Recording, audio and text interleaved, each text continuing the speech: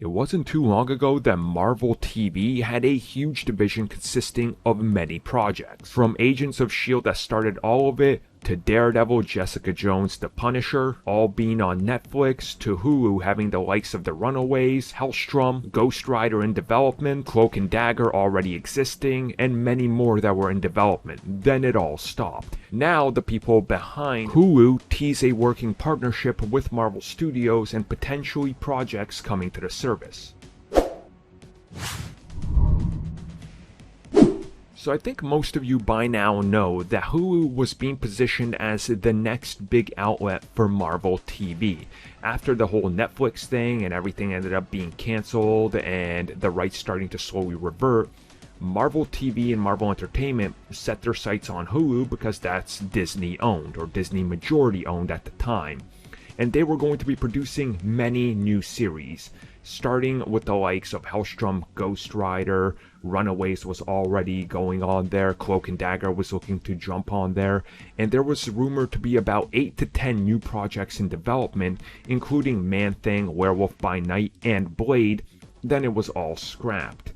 Now, of course, we've been wondering, is anything ever going to happen with Hulu, or do we just have to sit back and enjoy Disney Plus and that's it? Well, recently Deadline spoke with the head of scripted content for Hulu, who said that he's had discussions with Marvel and that they are an incredible partner, and praises what the studio has done for Disney Plus, and talks about the Disney ecosystem and how far-reaching it is. The fact that Disney has an outlet like Disney Plus and also Marvel, and that relationships do exist there, and saying that there's an incredibly robust avenue for future projects to exist within all of Disney's ecosystems, and that it's still yet to be determined, but they believe that this could be something that we see happening down the road, meaning Marvel projects on Hulu. Now, I honestly don't see why they didn't produce Ghost Rider.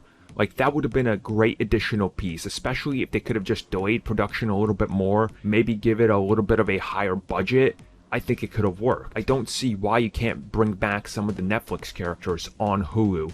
And maybe you don't have to produce 12-episode seasons. Or maybe you can tell them, hey guys, let's work together. Your budgets will be slightly higher, but you contain it to this type of smaller scale story, and we'll make 1 or 2 Marvel Studios characters that aren't really the big characters appear here, and we can explore that, because I honestly would love more diversity in Marvel Studios.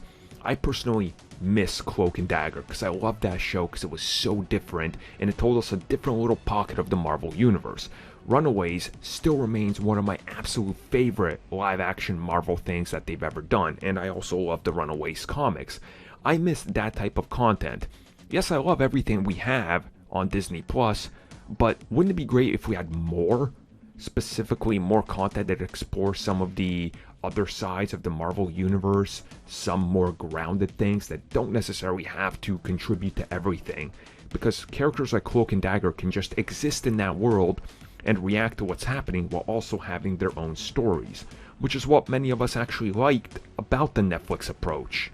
I think most of you will agree we should have more of them. And yes, while it's great Valentina can show up here and there, she doesn't have to show up in everything to recruit everybody at the end of every show or whatever.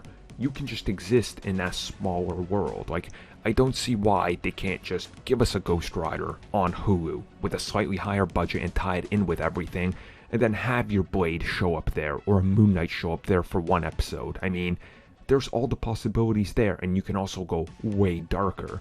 I think they're probably going to continue to do more animated stuff like MODOK, but realistically, live action should be allowed, as long as Marvel Studios does look over it and make sure it fits into the MCU and there is some crossover. I say they go for it. More content is never a bad thing, especially if it's good.